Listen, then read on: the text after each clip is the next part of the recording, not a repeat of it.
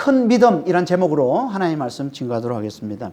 성경에서 예수님이 친히 믿음이 크다고 인정한 사람은 두 사람이 나오는데요. 그 중에 한 사람이 오늘 본문에 나오는 수로보니게 여인입니다. 오늘 말씀을 잘 듣고 우리도 주님부터 믿음이 크다라고 인정을 받는 그런 믿음의 사람들이 다 되시길 바랍니다. 24절 한번 보겠습니다. 예수께서 일어나서 그 길을 떠나 두로 지방으로 가서 한 집에 들어가 아무도 모르게 하시려 하나 숨길 수 없더라. 여기 거기를 떠나라고 되어 있는데 거기가 어딜까요? 앞에 17절에 나오는 가버나움에 있는 집입니다. 예수님의 집이라고도 하고 또 베드로의 집이라고도 하는데요. 하여튼 가버나움을 얘기하는 거예요. 이제 거기서 떠나서 지금 이제 두로 지방으로 가셨다 그러는데 이 지방이라는 이 단어는 정확히 말하면 경계 지역을 얘기해요. 경계 지역. 국경선 같은 경계 지역을 얘기하는 겁니다. 그러니까 예수님은 지금 가버나움을 떠나서 이제 가버나움에서 서쪽으로 한 50km 정도 떨어져 있는 유대 땅이 갈릴리와 이방 땅인 이 두로의 경계 지역으로 가셨다는 거예요. 그러니까 경계 지역이기 때문에 이제 그곳엔 유대인들도 많이 살았을 겁니다. 그래서 그곳에서 한 집에 들어가셨다 이렇게 얘기합니다. 당연히 이 집은 유대인의 집일 겁니다. 왜냐하면 유대인인데 이방인의 집으로 들어갈 수는 없어요. 예수님이 유대인이잖아요. 이방인의 집에 들어갈 수는 없었기 때문에 분명 이건 이제 그곳에 사는 유대인들 중에 예수님을 존경하고 예수님을 따르는 이제 그 유대인의 집에 들어갔을 겁니다. 그런데 예수님께서 이곳까지 왜 가셨을까요? 왜? 이 먼 곳까지 예수님 왜 가셨습니까? 그건 유대 지도자들로부터 몸을 피하기 위해 가신 거예요. 앞에서 예루살렘에서 온 바리새인들이 예수님의 제자들이 부정한 손으로 음식을 먹는 것을 가지고 예수님을 공격하자 예수님께서 오히려 장로의 전통을 철저히 지키는 그들을 입으로만 하나님을 공경하고 마음은 하나님에서 먼 자들이요 사람의 계명을 지키려고 하나님의 계명을 저버리는 외식하는 자들이라고 꾸짖으시고는 더 나아가서 무엇이든지 사람의 입으로 들어가는 게 사람을 더럽게 하는 게 아니라 사람에게서 나오는 게 사람을 더럽게 한다고 그러면서 이 정결한 음식만 먹으라는 모세의 율법까지 무효로 만드는 말씀을 하셨기 때문에 안 그래도 지금 예수님을 죽이려 이제 기회만 엿보는 이 종교 지도자들이 이제 분명히 자신을 죽이려 할 거라고 여기고는 예수님께서 저 멀리 이제 피신해 가신 거예요. 그래서 아무도 모르게 하려 하셨다 이렇게 얘기를 하고 있는 겁니다. 그러니까 아무도 모르게 하려고 그곳까지 피신해서 가셨다는 거예요. 혼자 가셨을까요? 아니 제자들도 함께 갔습니다. 오늘 본문에는 이제 제자들이 등장하지 않지만 이제 병행 본문인 마태복음 15장에 보면 이제 제자들이 함께 있었다 이렇게 얘기를 합니다. 그러니까 예수님은 지금 아직 죽을 때가 되지 않았기 때문에 그를 죽이려는 이 종교 지도자들을 피해서 그리고 제자들과 함께 시간을 보내기 위해서 멀리 이제 두로 이 경계 지역까지 가셨다라고 얘기를 하고 있는 겁니다. 하지만 숨길 수가 없었다는 거예요. 무슨 말이에요? 그곳에서도 예수님을 알아보고 예수님을 찾아오는 자들이 많이 있었다는 거예요. 그래서 제대로 피하지도 못하고 쉬지도 못하셨다 이렇게 얘기하는 겁니다. 그들 중에 한 사람이 누굽니까? 수로보니게 여인이다. 25절 26절입니다. 이에 더러운 귀신 들린 어린 딸을 둔 한 여자가 예수의 소문을 듣고 곧 와서 그 발 아래에 엎드리니 그 여자는 헬라인이요 수로보니게 족속이라 자기 딸에게서 귀신을 쫓아내 주시기를 간구하거늘. 이게 헬라인이다 이렇게 돼 있는데 헬라인은 그리스 사람이란 뜻입니다. 그리스 사람. 그런데 여기서는 이방인을 나타냅니다. 당시에는 그 헬라 제국 이후에 전 세계가 이제 헬라어를 쓰고 또 헬라 문화의 영향 아래에 살았기 때문에 성경에서는 유대인 외의 모든 이방인을 헬라인 이렇게 불렀던 거예요. 그래서 이제 그녀를 헬라인이라고 하고는 그 출신을 수로보니게 족속이다 이렇게 얘기를 하고 있는 거예요. 수로보니게는 뭐냐면 이 수리아와 페니키아의 합성어예요. 그래서 이 시리아에 속해 있는 페니키아를 말하는 겁니다. 수로보니게는. 이건 이제 페니키아가 또 이제 리비아에 속한 페니키아가 있거든요. 그 이집트 옆에 리비아에 속한 페니키아와 구분하기 위해서 이렇게 시리아에 속한 페니키아, 그러니까 수로보니게라는 이름을 이제 붙인 건데요. 페니키아를 말하는 겁니다. 페니키아인이에요. 그러니까 성경에서는 베니게라고 그러는데 지금으로 하면 레바논 땅을 얘기하는 겁니다. 레바논. 이 베니케아라는 말은 불다라는 뜻이에요. 불다. 그래서 붉은 땅 또는 이제 붉은 염료를 파는 상인들의 땅이란 뜻으로 쓰이는 게 이제 이 베니케아인데 이걸 히브리어로 하면 이게 가나안입니다. 가나안. 그러니까 이곳은 구약의 가나안 땅 원주민들이 살던 곳으로 그 후손들이 페니케아인들이에요. 그래서 마태복음 15장에 보면 이걸 수르보니게를 뭐라고 얘기하고 있냐면 가나안이라고 얘기해요. 가나안 여자. 수르보니게 여인을 가나안 여자 이렇게 얘기를 하는 겁니다. 이걸 이제 마가복음에서는 이제 이방인임을 강조하기 위해서 좀 더 구체적으로 얘기하고 있는 거예요. 헬라인이요, 수르보니 족속이다 이렇게 얘기를 하고 있는 겁니다. 이 이제 수르보니게 이 가나안의 대표적인 두 도시가 이제 시돈과 두로였던 거예요. 그러니까 이 말은 이방인 땅인 이 두로에 사는 한 수르보니게 여인, 곧 가나안 여자가 예수님이 그 땅 경계 지역에 오셨다는 소문을 듣고 그분을 찾아와서 그분 발 앞에 엎드렸다라고 얘기하는 겁니다. 왜 그분을 찾아와서 발 앞에 엎드립니까? 어린 딸이 귀신이 들렸기 때문에, 더러운 귀신에 들렸기 때문에. 그래서 그분께 와서 그 딸을 고쳐달라고, 딸에게서 귀신을 쫓아내달라고 간구했다는 겁니다. 이걸 병행 본문인 마태복음 15장 22절에서는 이렇게 얘기합니다. 가나안 여자 하나가 그 지경에서 나와서 소리 질러 이르되 주 다윗의 자손이여 나를 불쌍히 여기소서 내 딸이 흉악하게 귀신 들렸나이다. 심하게 귀신이 들렸다라고 얘기합니다. 이 귀신 들리면요, 그러니까 우리 속에 악한 영이 들어와서 우리의 이 하나님의 이 형상됨을 파괴하는 걸 얘기하는 겁니다. 자유롭고 사랑스러운 이 하나님의 형상, 우리 하나님 형상이잖아요. 너무나 아름다운 존재인데 하나님 형상을 파괴하는 걸 귀신 들림이라고 얘기를 하는 겁니다. 여기서 이제 몸에 여러 질병들이 생겨나는 거죠. 보통 이제 어린 자녀가 이렇게 크게 귀신이 들려서 이렇게 크게 아프고 그러면 부모의 심정이 어떻습니까? 너무나 힘들죠. 너무나 고통스럽죠. 그래서 예수님이 오셨다는 소문을 듣고 그분께 달려와서 간구한 거예요. 주 다윗의 자손이여 나를 불쌍히 여기사 흉악하게 귀신 들린 내 딸을 고쳐주소서 라고 이제 간구했다는 거죠.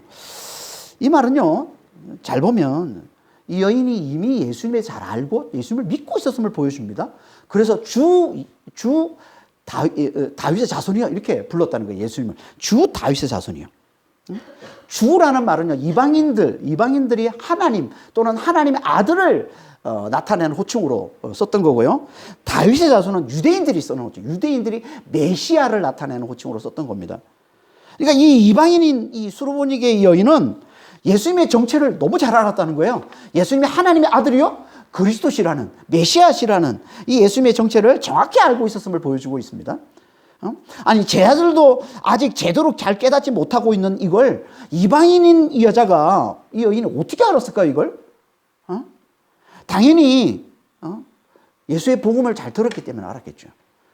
예수 안에 하나님이 계셔서 놀라운 능력을 행하신다는 이 소문을, 이 복음을 잘 들었기 때문에. 언제 들었을까요? 예수님께서 갈릴리에서 복음을 전하시면서 귀신을 쫓고 많은 병자들을 고치시는 놀라운 능력을 행한다는 소문이 이스라엘 주변 여러 지방에 소문이 났을 때 그때 듣고 알았던 거예요. 마가복음 3장 8절입니다. 마가복음 3장 8절 이렇게 말씀하고 있습니다. 유대와 예루살렘과 이두메와 요단강 건너편과 또 두로와 시돈 근처에서 많은 무리가 그가 하신 큰 일을 듣고 나온지라. 그러니까 예수님께서 갈릴리에서 지금 많은 능력을, 복음을 전하시면서 많은 능력을 행하자 이게 이스라엘 주변, 그 이스라엘뿐만 아니라 이스라엘 온 땅뿐만 아니라 그 주변까지 다 이제 소문이 났는데 두로와 시돈까지도 소문이 났다는 거예요. 그래서 이 소문을 이 수르보니게 여인도 들었다는 거죠. 그리고 믿었다는 거예요. 소문만 듣고서 이렇게 예수님을 제대로 다 믿을 수 있는 건가요? 있습니다. 절박하기만 하면. 이건 우리가 이제 앞에서 5장 25절 이하에서 헬룻병 여인, 헬룻병을 앓던 여인을 예수님이 치유하신 그 사건을 통해서 우리가 자세히 살펴본 적이 있는데요. 그러니까 12년간 헬룻병을 앓아온 이 여인이 그 병을 고치려고 많은 병원을 돌아다니면서 자기가 가진 모든 재산을 다 탕진했지만 아무 효과가 없고 오히려 더 병이 심해졌다고 그랬죠. 그러던 차에 소문을 들은 거예요. 예수라는 분이 있는데 이분은 하나님이 계셔서 하나님의 놀라운 능력을 행하셔서 구원을 가져다 주시라 이런 소문을 듣고는 예수님을 믿었다는 거예요.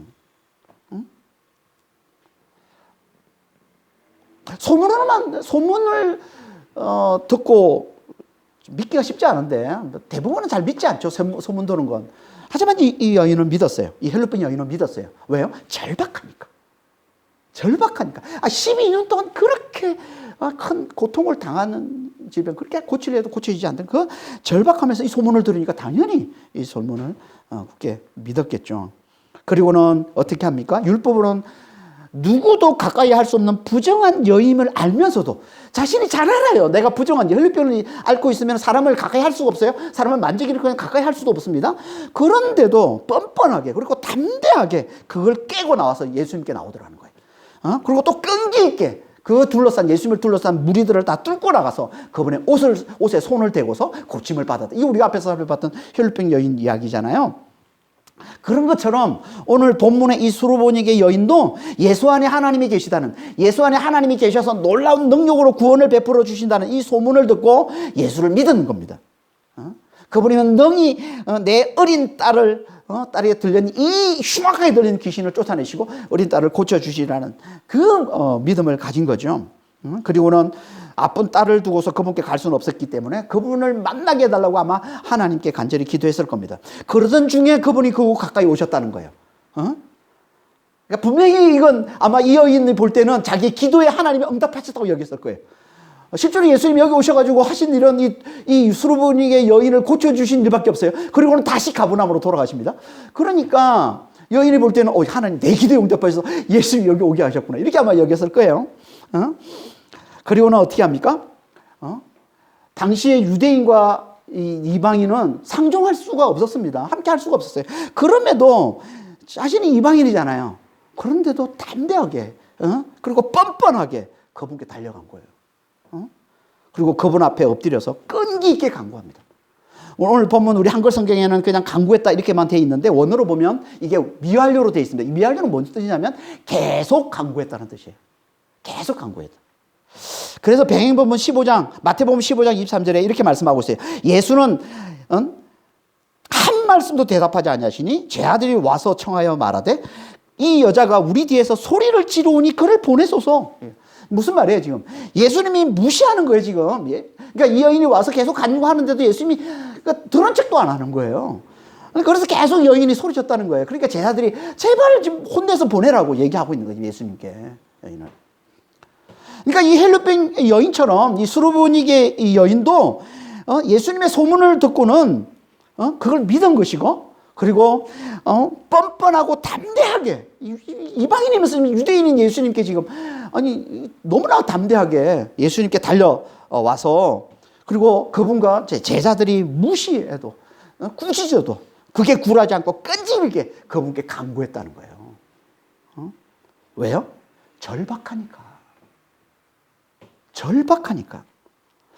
그러니까 절박해야 예수님을 잘 믿는 게 맞는 거예요. 절박해야 예수를 잘 믿습니다. 절박하다는 게 뭐예요? 내 힘으로는 구원에 이를 수 없는 큰 환난과 고통과 슬픔에 처해 있음을 잘 아는 거죠. 이게 절박한 거예요. 그런 사람들이 하나님을 잘 찾고 하나님을 잘 믿는다는 겁니다. 그래서 예수님이 그러신 거예요. 마태복음 5장 3절에 팔복 중에 제 첫 번째 예수님이 하신 말씀이 뭐예요? 심령이 가난한 자는 복이 있나니 천국에 그들일 것입니다. 심령이 가난하다는 게 뭐예요? 하나님 없이는 살 수 없음 말고 하나님을 간절히 찾는 걸 얘기하는 겁니다. 근데 누가 이런 심령이 가난한 자가 됩니까?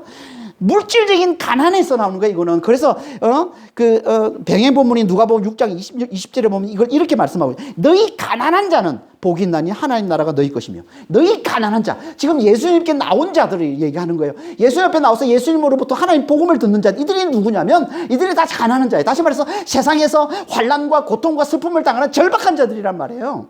그들에게 예수님이 하시는 말씀이에요. 이들이 예수께 나와서 하나님을 간절히 찾는 심령이 가난한 자가 되는 것이고, 이들이 하나님 나라의 이 복음을 잘 듣고 믿음으로 그 나라를 누리는 자가 된다라고 말씀하고 있는 겁니다.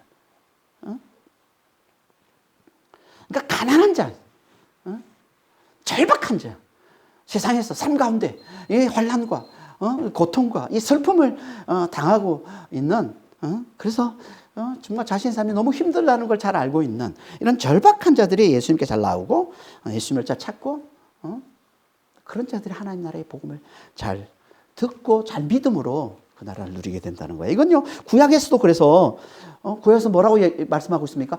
가난한 자에게 복음이 전해진다고 말씀하고 있는 거예요. 이사야서 61장 1절에 주 여호와의 영이 내게 내리셨으니 이는 여호와께서 내게 기름을 부으사 가난한 자에게 복음을 전하게 하려 하심이라. 가난한 자에게 복음. 가난한 자가 복음을 듣는다는 거예요. 그러니까 절박한 자가 복음을 듣는다는 거예요. 그러니까 예수를 잘 믿으려면 절박함이 있어야 됩니다.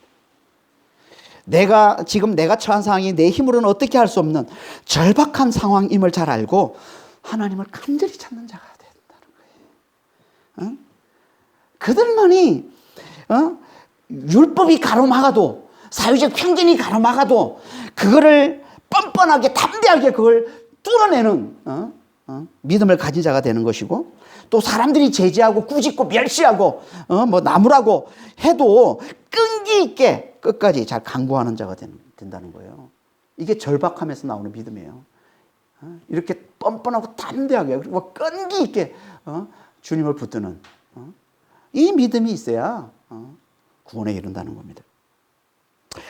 성경에는 이런 예로 가득합니다. 대표적으로 여리고에 마태복음 20장에 보면 여리고에 소경 거지 바디메오가 나오잖아요. 소경 거지 바디메오 얼마나 참 절박합니까? 얼마나 큰 고통과 혼란과 고통 가운데 있는 자예요. 근데 소문으로 들었어요. 예수님이 어떤 병이라도 어떤 상황에 있더라도 구원을 베푸는 놀라운 사랑으로 능력으로 구원을 베푸는다 소문을 들은 거예요. 근데 마침 그분이 지금 자기 앞을 지나가고 있다는, 여리고를 지나가고 있다는 얘기를 듣고는 뻔뻔하게 소리칩니다. 그 많은 사람들이 있는데 그 소리치기 쉽지 않잖아요. 그냥 뻔뻔하게 소리치는 게 다윗의 자손이여 나를 불쌍히 여기소서. 그랬더니 어떻게 합니까? 제자들이 나서가지고 잠잠하라 꾸짖죠. 지금 어떤 상황에서 지금 소리를 지르냐? 잠잠하라 그랬더니 소경 이 바디메오가 어떻게 해요? 뭐가 잠잠합니까? 아니잖아요. 더 크게 소리 질렀다고 그러는 거예요. 다윗의 예수 나를 불쌍히 해달라. 그게 예수님이 가던 발걸음을 멈추게 만들고 예수님께서 그를 부르시고 그를 고쳐주시죠. 누구에게 눈을 뜨게 해주신 겁니다. 이게 소경 바디메오 이야기란 말이에요. 이게 절박함에서 나오는 믿음이라는 거예요. 하나님은요, 우리도 이런 절박함에서 나오는 믿음이 있기를 하나님이 원하십니다. 무엇보다도 죄 문제에 대한 절박함이 있기를 하나님이 원하세요. 죄 문제에 대한 절박함이 있기를. 하나님의 은혜 없이는 죄로운 말미암아 우리가 죽을 수밖에 없고 멸망일 수밖에 없는 이 절박한 상황임을 잘 알고 하나님의 은혜를 뻔뻔하게 그리고 끈기 있게 간절히 잘 구하는 자가 되기를 하나님이 원하시는 겁니다. 이 죄 문제, 이 절박함. 하지만 이게 우리 힘으로는 안 돼요. 예나 지금이나 세상의 가장 큰 문제는요, 죄 문제에 대한 절박함이 없다는 겁니다. 그래서 예수님이 이렇게 말씀하신 거예요. 누가복음 17장 26절 27절에 노아의 때에 된 것과 같이 인자의 때에도 그러하리라. 노아가 방주에 들어가던 날까지 사람들이 먹고 마시고 장가들고 시집가더니 홍수가 나서 그들을 다 멸망시켰어. 아니 먹고 마시고 장가가고 시집가는 그게 무슨 문제가 있어요? 아무 문제가 없는 거잖아요. 그럼 예수님이 하시는 말씀이 뭐예요? 그들이 다 먹고 마시고 시집가고 장가가는 데만 관심이 있었다는 거예요. 죄 문제에 관심이 없었다는 거예요. 죄로 말미암아 하나님의 진노가 임하고 하나님의 심판이 임한다는 것에 대해서는 관심이 없었다는 거예요. 그들은. 그 결과가 뭐라고요? 멸망이라는 겁니다. 그러니까 죄 문제에 대한 절박함이 없으면 멸망이라는 거예요.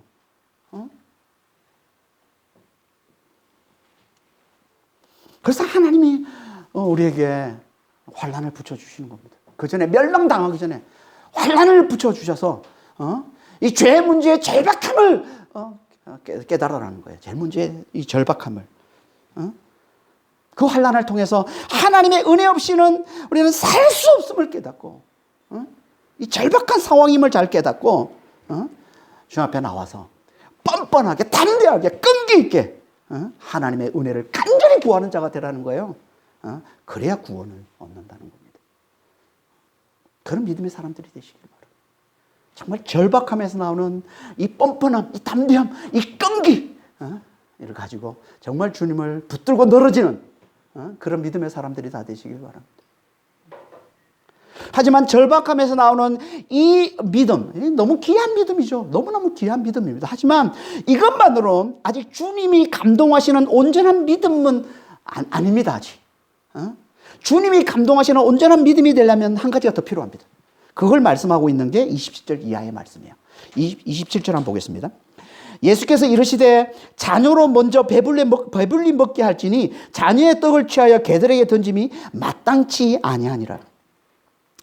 지금 이 수르보니게 여인이 절박함으로 주님께 나와가지고 지금 간청하고 있잖아요. 지금 어린 딸을 구원해달라고 간청하고 있는데 예수님이 어떻게 매몰차게 거절하십니다. 그리고 인격적인 모욕까지 주시면서 거역하고 있어요. 지금 우리가 아는 예수님의 모습과는 너무나 동떨어져 보이지 않습니까? 예수님은 너무나 사랑이 많으신데 너무나 긍휼이 많으신 분이신데 근데 그 모습과는 너무 동떨어져 보여요. 지금 이게. 여기엔 이유가 있습니다. 먼저 이 자녀가 누구냐? 이스라엘 잃어버린 양이에요. 이스라엘 잃어버린 양. 그래서 병행 본문인 마태복음 15장 24절에 나는 이스라엘 집에 잃어버린 양 외에는 다른 데로 보내심을 받지 아니하였노라 이렇게 말씀했다라고 되어 있습니다. 그러니까 여기 자녀로 먼저 배불리게 먹게 한다는 이 말은 그분은 이스라엘의 잃어버린 양을 구원하러 오셨다라는 말씀인 것이고, 그리고 그 떡을 취하여 개들에게 던지지 않는다 이 말은 이방인을 구원하러 온 게 아니다라는 말씀이라는 거예요. 당시 유대인은요 이방인을 자주 개로 비유했습니다. 개. 그러니까 이거는 당시 일반적으로 통용되던 모욕적인 표현이에요. 개. 그러니까 유대인들은 이방인을 개라고 이렇게 좀 모욕적인 표현을 썼고, 또 이방인들도 다른 모욕적인 표현을 써서 또 이렇게 유대인들을 욕하고 했습니다. 그게 일방적으로 통용되던 거예요. 그러니까 요즘처럼 이렇게 심각한 모욕이 아니에요. 요즘은 뭐 워낙 인권을 중요시 여기기 때문에 사람을 개라고 그랬다고 요즘은 대단히 심각한 모욕이 되지만 당시에는 그렇지 않았다는 거예요. 그러니까 예수님은 지금 당시 일반 유대인들이 쓰던 표현을 빌려서 이제 비유로 말씀하고 있는데요. 그것도 실제 또 직접 이게 개라는 여기 쓰인 단어는 퀴나리온인데요. 개라는 퀴온이고 여기 퀴나리온은 뭐냐면 애완견을 얘기하는 겁니다. 강아지, 작은 개를 얘기하는 거예요. 그러니까 부드러운 표현을 써서 이제 비유로 지금 말씀을 하고 있는 겁니다. 하지만 그래도 모욕은 모욕이죠. 모욕은 모욕이죠. 왜 예수님께서 이런 모욕적인 표현까지 써가면서 여인의 간청을 이렇게 매몰차게 거절하시는 걸까요? 왜? 그 주된 이유가 뭐라고요? 이스라엘의 잃어버린 양을 위해 보냄받았다는 그분의 사명의 원칙 때문에, 이 사명을 지키기 위해서 그랬다라고 얘기를 하고 있습니다. 하지만 이것만으로는 석연치가 않죠. 너무나 사랑이 많으시고 긍휼이 많으신 그분이 아니 이렇게 사정이 딱한 이 여인을 외면하는 이유로 석연치가 않습니다. 이거는. 그래서 이 두 가지 이유를 더 드는데요. 하나는 그로 인해 이 여인을 고쳐주는 것으로 인해서 더 큰 분란이 생기는 것을 막기 위해서 그랬다는 겁니다. 지금 안 그래도 장로의 전통과 모세의 율법을 멸시한 것 때문에 지금 유대 지도자들이 이제 죽이려 하고 있는 그런 상황이잖아요. 그런데 거기다가 또 유대인이 그토록 꺼리는 이 부정한 자, 이 이방인까지 대놓고 만나서 그들을 돕고 그들과 교제하고 그들을 치유하고 이건 마치 불에 기름을 끼얹는 것과 같은 그러는 거죠. 그래서 이 분란을 더 큰 이 분란을 막기 위해서 지금은 사명에만 집중하시고 그래서 이스라엘의 잃어버린 그 양에게만 복음을 전하고 이방인들은 안타깝지만 나중에 장차 그분이 죽으시고 부활하신 후에 제자들이 감당할 사명으로 맡기겠다는 겁니다. 그래서 뭐라고 말씀하셨어요? 자녀로 먼저 배불리 먹이겠다. 먼저 여기에 집중하겠다는 거예요. 자녀. 이스라엘 잃어버린 양에게만 집중하겠다는 거예요. 예수님께서. 그래서 이 안타깝지만 이방인인 이 수르보니 여인의 이 간청을 외면하셨다 이렇게 본다는 겁니다. 하지만 그래도 석연치 않아요. 거민이 그렇게 많으신 분이 이렇게 딱한 사정을 이렇게 외면한다? 석연치 않습니다. 그래서 마지막 또 한 가지 이제 이유로 이건 수르보니게 여인의 믿음을 시험하기 위해서 그런 것이다 이렇게 본다는 겁니다. 그에게 온전한 믿음이 있는지를 시험하기 위해서. 근데 그 믿음이 있더라는 거예요. 그걸 보여주는 말씀이 28절입니다. 28절을 보겠습니다. 여자가 대답하여 이르되 주여 올소이다마는 상 아래 개들도 아이들이 먹던 부스러기를 먹나이다. 이 여인의 이 말을 듣고 예수님은 너무나 감동을 받습니다. 너무나 크게 감동을 받습니다. 그래서 29절 30절에 이렇게 얘기하는 거예요. 예수께서 이르시되 이 말을 하였으니 돌아가라 귀신이 내 딸에게서 나갔느니라 하시매 여자가 집에 돌아가 본즉 아이가 침상에 누웠고 귀신이 나갔더라. 여인의 말에 크게 감동을 받으셔서 바로 그 즉시 딸을 고쳐주셨다는 거예요. 이걸 좀 더 예수님의 이 감동 받으심을 좀 더 잘 드러내고 있는 본문이 마태복음 15장 28절, 병행 본문 마태복음 15장 28절입니다. 이렇게 말씀하고 있습니다. 여자여, 내 믿음이 크도다. 너의 소원대로 되리라 하시니 그때로부터 그의 딸이 나으니라. 그러니까 여인의 한 말에 감동 받으시고는 예수님께서 그걸 큰 믿음이라고 말씀하시고 그 즉시 딸을 고쳐주셨다는 거예요.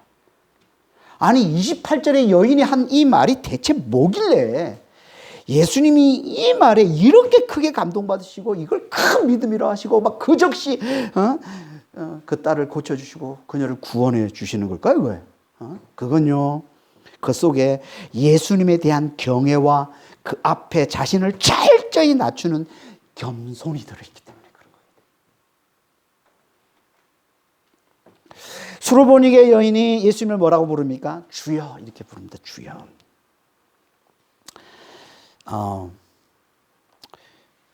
이방인에게 주가 어떤 의미라고 했습니까? 이방인의 주라고 부르는 건 어떤 의미로? 하나님을 또는 하나님의 아들을 나타내는 호칭으로 주라고 부른다고 했습니다.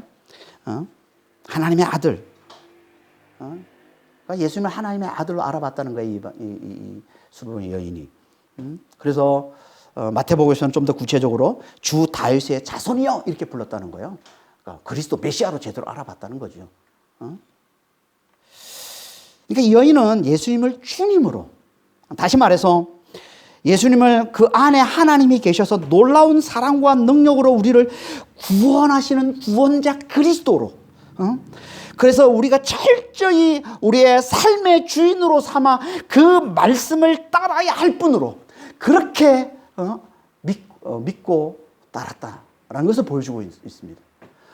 물론 입으로 예수를 주라 부른다고 해서 다 그렇게 믿는 건 아닙니다. 입으로는 예수님 주님 주님 하면서도 주라고 부르면서도 실제로는 전혀 그분을 하나님으로 구원자로 그리스도로 삶의 주인으로 여기지 않는 사람들 얼마나 많습니까? 그분의 말씀을 따르기는커녕 입으로는 주라고 부르면서 실제로는 자기 마음대로 자기 뜻대로 사는 사람들이 얼마나 많이 있습니까? 오죽하면 예수님이 이렇게 말씀하셨겠어요. 마태복음 7장 21절에 나더러 주여 주여 하는 자마다 다 천국에 들어간 것이 아니요 다만 하늘에 계신 내 아버지의 뜻대로 하는 자라야, 행하는 자라야 들어가리라. 입으로 주여 주여 하면서도 실제로는 전혀 그분을 하나님으로 주님으로 구원자로 그리스도로 삶의 주인으로 삼지 않는 자들이 많았음을 보여주는 거죠. 전혀 그분의 말씀을 따르지 않고 오직 자기의 뜻대로 사는 자들이 많았다는 거예요. 그건 예수님을 주님으로 제대로 믿는 게 아니라는 거예요. 그러니까 예수님을 제대로 믿는 게 아니라는 게, 그러면 구원에 이를 수 없다는 거예요. 누구와 같은 거예요? 외식하는 자죠. 입으로는 하나님을 공경하면서 마음에는 하나님을 먼 자들, 자기 의만 챙기는 자들, 그거 똑같은 거 아니에요? 구원에 이를 수 없다는 거예요. 그러면 주여 주여 하면서 실제로는 자기가 자기 삶의 주인으로 사는 자들, 입으로만 주여하고 실제로는 자기 삶의 주인으로 사는 자들, 이런 자들이 많다는 거예요. 그래서 예수님께서 이런 자들은 천국에 들어갈 수 없다라고 해요. 하지만 이 여인은 그러지 않았다는 거예요. 그걸 보여주는 게 뭐냐면 그가 예수님의 말씀을 그대로 받아들여서 자신을 개로 여긴 겁니다. 주여 올소이다마는 개들도 자녀의 산에서 떨어지는 부스러기를 먹습니다. 자신을 개로 받아들인 거예요. 여러분, 우리 같으면 이럴 수 있겠어요? 지금 절박함으로 주님께 와가지고 예수님께 와서 딸을 고쳐달라고 그렇게 간청했는데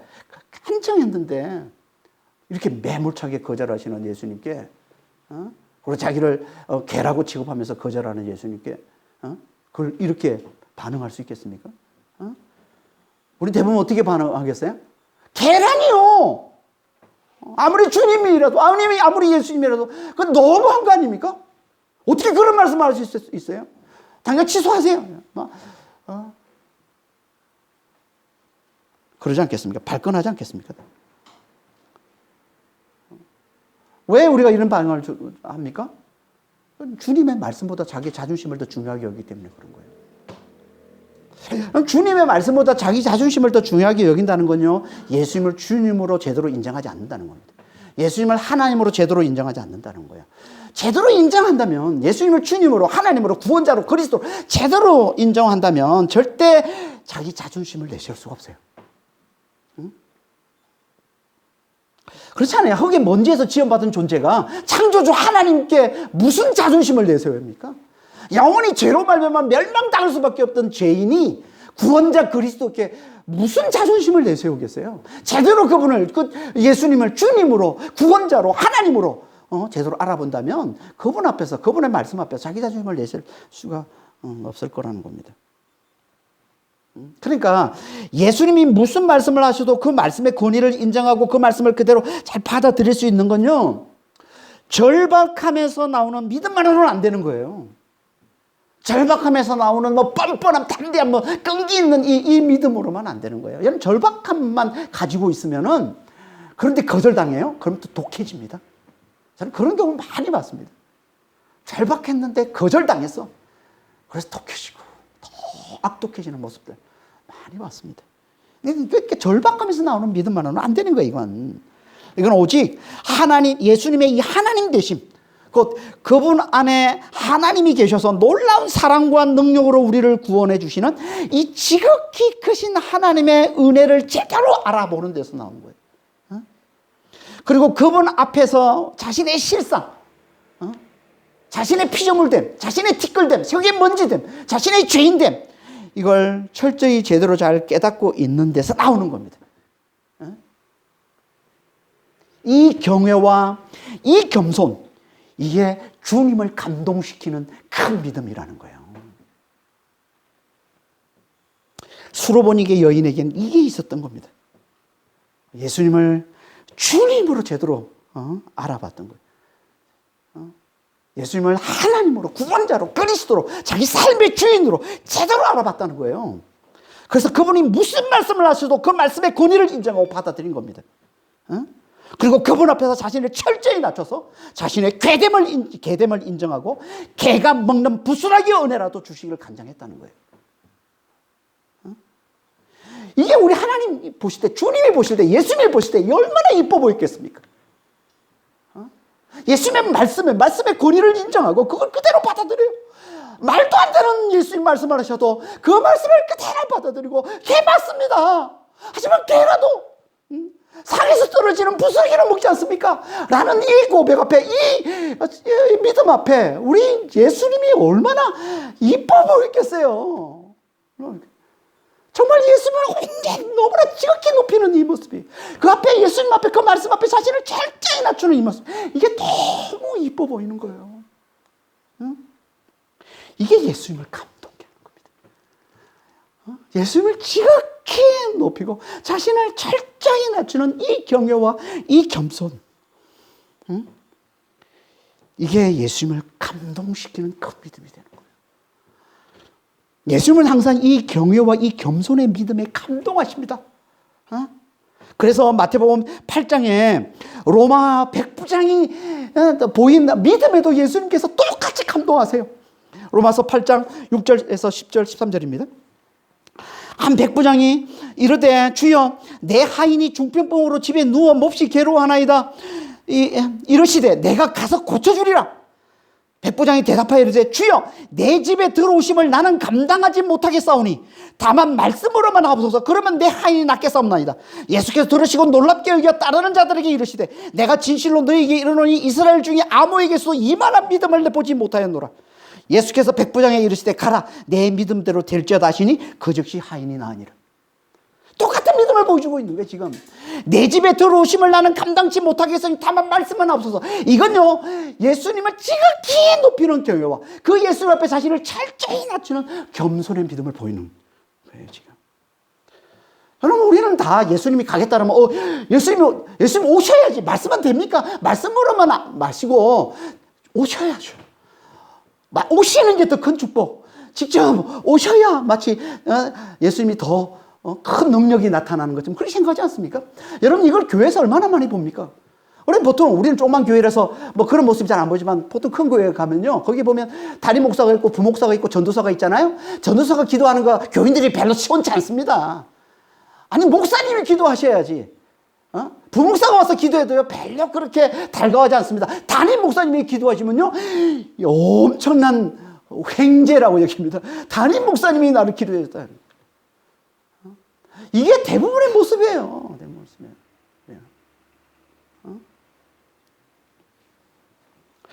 예수님이 오신다 그러면 오시는 게 진짜 나를 사랑한다고 여기는 말씀만 가지고는 가볍게 여기고 아닌 거야. 오늘 본문에서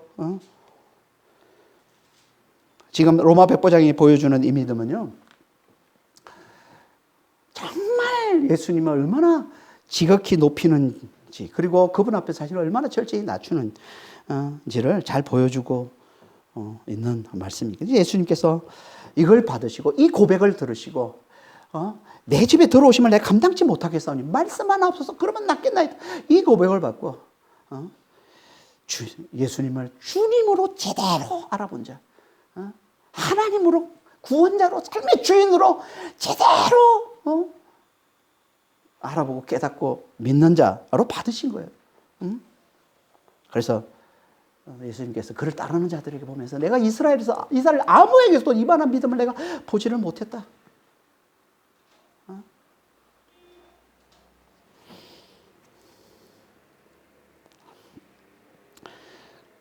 이게 경외와 겸손에서 겸손의 큰 믿음이라는 거예요. 그런데 잘 보면 예수님이 이렇게 감동받으시고 이렇게 칭찬하시는 사람이 다 이방인입니다. 오늘 수르보니의 여인도 이방인이고 로마 백부장도 이방인이고 둘 다 이방인이잖아요. 둘 다. 왜 이방인들만 이렇게 큰 믿음을 내보일까요? 우리가 앞에서 살펴봤지만 또 이후에도 다음에 이렇게 살펴보겠지만 제자들은 예수님 항상 믿음이 적다고 꾸짖습니다. 너희들은 왜 이렇게 믿음이 없냐? 왜 이렇게 의심하냐? 왜 믿음이 적으냐? 그런데 예수님께서 칭찬해 주신 큰 믿음을 가지다고 칭찬해 주신 자들 다 이방입니다. 왜 그럴까요? 왜? 왜냐하면 이방인들에겐 유대인들의 이 율법의 눈이 없기 때문에 그런 거예요. 율법의 눈으로 예수님을 보니까 예수님이 하시는 그 말씀, 예수님이 행하시는 그 능력 이게 제대로 못 보는 거예요. 여기에 딱 걸려. 이게 스크린이 돼가지고 율법의 눈으로 보니까 예수님 말씀을 순수하게 받지를 못하고 예수님이 하시는 그 나타내시는 그 능력을 순수하게 받아들이지는 못하는 거예요. 율법에 다 걸려가지고. 근데 이방인들은 그게 없거든요. 예수님의 말씀과 예수님의 그 나타내 보여주시는 그 능력을 순수하게 받아들이는 거예요. 거기서 나오는 게 경외와 겸손의 큰 믿음이라는 거예요. 그러니까 우리도 예수님의 말씀을 순수하게 잘 들을 줄 알아요. 순수하게 잘 볼 줄 알아요. 그게 뭐예요? 이게 묵상인 겁니다. 묵상. 말씀 묵상이에요. 말씀에 집중하는 거예요. 여러분 우리는 늘 세상의 이 고정관념, 세상의 선입견, 세상의 이 편견에 사로잡혀 있기 때문에 말씀을 볼 때 그 편견을 가지고 봅니다. 이 고정관념을 가지고 봅니다.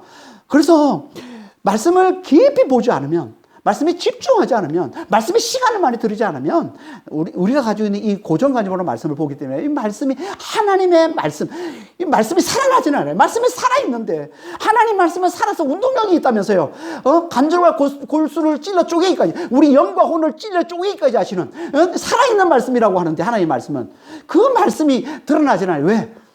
우리의 고정관념, 우리의 이 선입견에 묻혀서 하나님의 말씀이 질식돼서 드러나지 않는 겁니다. 그러니까 우리가 말씀에 집중을 해야, 말씀의 묵상, 그래서 그렇게 묵상을 강조하는 거예요.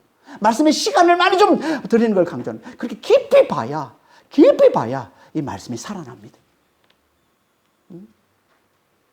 이거 순수하게 하나님은 정말 말씀을 하나님의 말씀으로, 예수님의 말씀으로 우리가 제대로 잘 듣게 되고 보게 되는 거예요. 성령께서 그 말씀이 살아나게 해주시는 겁니다. 그때 비로소 우리는 예수님을 주님으로, 하나님으로, 구원자로, 우리 삶의 주인으로 제대로 알아보고 그분을 지극히 높이는, 자신을 그분 앞에 절제히 낮추는 이 경외와 이 겸손의 큰 믿음을 주 앞에 내보일 수 있는 것이고, 우리 주님은 여기에 감동하시는 거예요. 여기에 감동하시는 겁니다. 그래서 우리 삶에 더 직접 개입하시고 간섭하셔서 우리 삶을 놀랍게 축복해 주시는 겁니다. 그러니까 지금도 마찬가지입니다. 지금도 마찬가지예요. 우리는 어떻습니까? 우리는 예수님이 우리 자존심을 짓밟는 말씀을 하셔도 그 말씀의 권위를 인정하고 잘 받아들이십니까? 예수님이 개라고 그래도 개 맞습니다! 라는 고백을 잘 내놓을 수 있으신가요?